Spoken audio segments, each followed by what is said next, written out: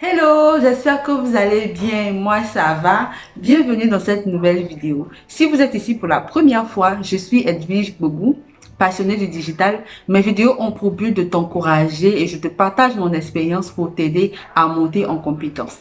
Alors, aujourd'hui, je vais vous partager 5 choses que j'aurais aimé savoir avant de devenir community manager.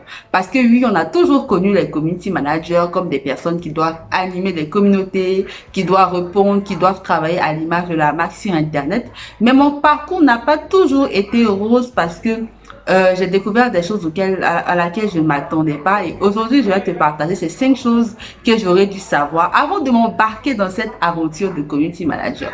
C'est parti.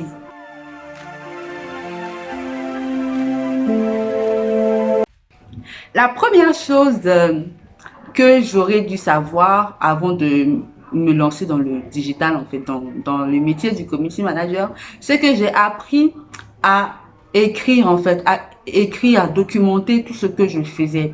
Parce que oui, il ne faut pas attendre seulement quand il y a des nouveautés pour tirer des leçons, mais c'est important de noter, surtout quand on est en agence, quand on a plusieurs comptes, c'est important de noter ses réalisations parce que ces réalisations vont nous servir après quand on sera sur un plus gros projet ou ces réalisations, cette documentation-là va nous permettre de nous-mêmes créer des cas pratiques qu'on pourra toujours regarder à chaque fois pour en tirer les bonnes pratiques. C'est important de documenter tout ce que tu fais parce que au fur et à mesure que tu avances, il y a certaines choses que tu peux oublier et si tu n'es pas quelqu'un qui est très organisé, ça risque d'être difficile pour toi et ça risque de te porter préjudice et ça arrive aussi d'être fatigant. Mais il faut apprendre à documenter ce que tu fais. C'est tout aussi important, même quand on travaille sur Internet. C'est toujours bien d'avoir un fichier Word quelque part où tu documentes, tu écris les points clés des choses que tu fais chaque jour. Tu verras que à la suite, cela va beaucoup t'aider. C'est ce que j'ai appris et c'est ce que j'aurais aimé savoir. La deuxième chose, ce que j'aurais aimé savoir, qu'on me dise en fait, avant de me lancer dans le secteur du community manager, c'est que tu dois te donner de la valeur, tu dois te donner de la valeur à ton travail. Parce que comment j'ai commencé, je voyais des personnes sur Internet qui parlaient du digital, mais la réalité en entreprise, c'est qu'il y a énormément de personnes qui veulent embaucher des community managers, mais qui savent pas le mot d'emploi en fait, qui se retrouvent un matin où on leur demande de passer à la communication digitale ou mais qui savent pas vraiment quoi vous demander alors et qui ne connaissent pas encore le besoin ou qui ne savent pas à quoi est-ce que tu sers quand tu es community manager parce que certains pensent que vu qu'on travaille sur internet on ne travaille pas vraiment et c'est à toi d'avoir un mental d'acier et de montrer à ces personnes que tu as de la place dans cette entreprise et à montrer à cette personne là aussi que tu es là dans l'entreprise pour les aider à progresser. Tu es là pour leur donner de la visibilité et c'est à toi aussi de montrer la valeur que tu as en fait. Et ça, au début, ça a été un problème pour moi parce que ça m'a choqué en fait. Je suis assez sensible. Donc, du coup, ça m'avait braqué un peu au début. Mais après, j'ai compris que ce n'était pas de la faute de ces personnes, mais c'était plutôt à moi de les emmener au digital, de les faire comprendre certaines choses et aussi de leur prouver que j'avais de la valeur parce que j'étais là pour un travail précis. J'avais de la valeur parce que voilà, je servais à quelque chose, c'est parce qu'il y avait un besoin que j'étais là.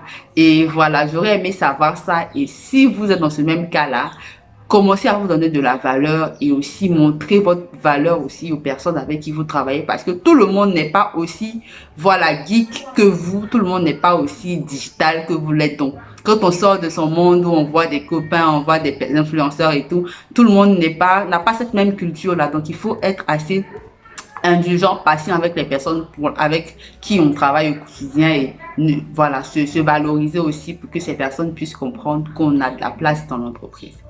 La troisième chose, c'est que je n'aurais jamais imaginé que j'allais m'ennuyer en tant que community manager. Mais oui, je me suis ennuyée à un moment donné parce que j'ai commencé à entrer dans une routine qui commençait à avoir un impact sur ma productivité. Parce que produire du contenu tous les jours après, quand on le fait tous les jours, il arrive un moment où tu commences à avoir le syndrome de la page blanche. C'est-à-dire que tu n'es plus motivé parce que tu es en train de faire quelque chose tous les jours et tu perds un peu de l'inspiration. Et moi, ce que j'aurais dû savoir et ce que je vous dis si tu traverses cette même étape aussi, c'est de pouvoir profiter de ce temps-là pour apprendre des choses nouvelles, pour faire des cours en ligne, c'est important parce que quand tu vas commencer à te documenter, à lire des choses sur ton métier, et tu vas commencer aussi à t'ouvrir parce que faudrait pas te dire comme je suis community manager, je vais pas chercher à évoluer. Non, il faut profiter de ce temps-là pour pouvoir explorer d'autres choses, d'autres univers en fait. Et c'est quand tu vas découvrir de nouvelles choses que tu vas avoir du tonus pour tenter de nouvelles choses, pour proposer de nouvelles choses et pour tester de nouveaux contenus. Et tu vas voir que naturellement, certaines inspirations vont venir et tu vas voir que tu vas commencer à être productif. Tu vas commencer, à avancer. Tu vas commencer à te sentir bien et à ne pas t'ennuyer, en fait, avec ton travail au quotidien. La quatrième chose que tu dois savoir, en tout cas que moi j'aurais dû savoir, c'est que quand j'ai commencé en tant que community manager, j'ai commencé en tant qu'assistante en fait. Et après, au début, le patron te donne des choses à faire, te donne l'orientation. Mais à un moment donné, j'ai remarqué qu'on ne venait plus vers moi en fait. Et c'est là que j'ai compris que parfois, même si dans certaines entreprises, ils ont des directions marketing et tout, ils ont des directions pour l'éditorial, etc. Mais il y a des moments où elles-mêmes, elles se cherchent en fait. Bon, ça, je parle des... Voilà. Certains se cherchent. Donc, c'est à toi de montrer des choses, c'est à toi de proposer. Il faut pas toujours attendre qu'on te demande des choses parce que souvent, chacun travaille sur des idées. C'est pas parce que, comme je l'ai dit toujours, le contenu, c'est d'abord une idée. Parfois, ça vient pas tout le temps, en fait.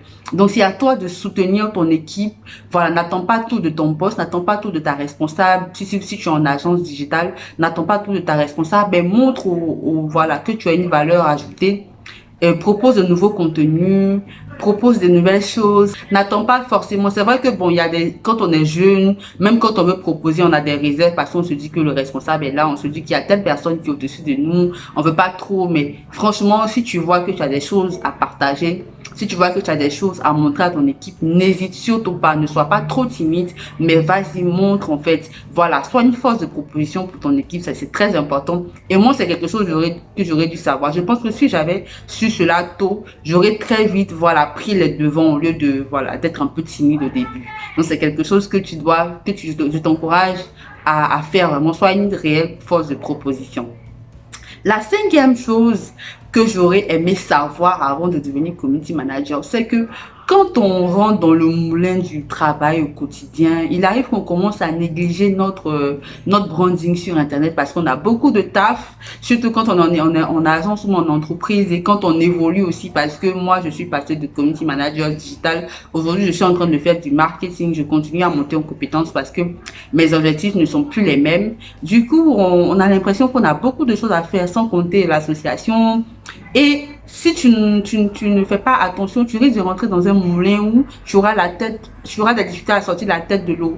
Et tu vas commencer à communiquer de moins en moins, tu vas communiquer à être silencieuse. Et les personnes qui te recommandaient vont commencer à ne plus savoir ce que tu deviens, ça sera compliqué. Pourtant, c'est l'erreur à ne pas commettre. Peu importe le nombre de tâches que tu fais, peu importe le nombre d'occupations que tu fais, ton branding est quelque chose sur lequel tu dois veiller. C'est tout aussi important que le poste que tu tiens en ce moment. Parce que si on ne sait plus ce que tu deviens, moi, le branding, le fait d'avoir été silencieuse, à un moment donné, j'ai perdu des opportunités, en fait. Du coup, j'ai compris, c'est ça qui m'a réveillée, en fait, parce que je me suis dit, mais attends, c'est vrai que j'ai un salaire aujourd'hui, c'est vrai que j'ai telle opportunité aujourd'hui, mais si j'arrête de communiquer, si je perds cet emploi aujourd'hui, qu'est-ce qui fait que demain, je puisse être recommandé? Qu'est-ce qui fait que demain, je puisse montrer ce que je sais faire ou qu'est-ce qui va faire que demain, d'autres personnes auront confiance en moi? Et c'est ta présence en ligne qui est vraiment, c'est vraiment capital, c'est vraiment important, surtout si tu veux progresser. Si tu vois que tu n'as plus trop le temps de communiquer comme avant, le fait de communiquer même sur ton évolution, c'est quelque chose d'important. Au moins, les gens vont se dire, ah, on a recommandé, il est devenu community manager aujourd'hui, il est en train de monter, il fait ceci. Voilà, c'est toujours important. Et si toi, tu étais community manager, on t'a vu dans tous les événements et que maintenant, tu as eu un stage, tu as eu un boulot, il faut vraiment garder la cadence. C'est ça aussi le challenge parce que on n'oublie pas, c'est ça aussi le challenge. Il faut savoir garder la cadence, il faut savoir rester là en fait, il faut savoir rester là, il faut produire du contenu, il faut savoir voilà, rester à communiquer avec cette audience-là qui t'a permis d'avoir des opportunités. C'est très, très important. Et c'est si tu veux vraiment évoluer dans ta carrière, il faut veiller au grain avec ta présence, avec ton branding. Il ne faut pas mettre ton branding de côté. Moi, c'est une erreur que j'avais commise auparavant. Mais j'ai vécu des choses, en fait. J'ai perdu certaines opportunités. Je me suis vraiment, j'ai vraiment regardé, je me suis rendu compte que, voilà, le branding, c'est tout aussi important. Donc, il ne faut pas négliger ton branding. C'était le dernier point. Bon, voilà, j'espère qu'on va se retrouver très vite pour une nouvelle vidéo parce que j'ai encore hâte de vous revoir et on se dit à très bientôt. Bisous de moi.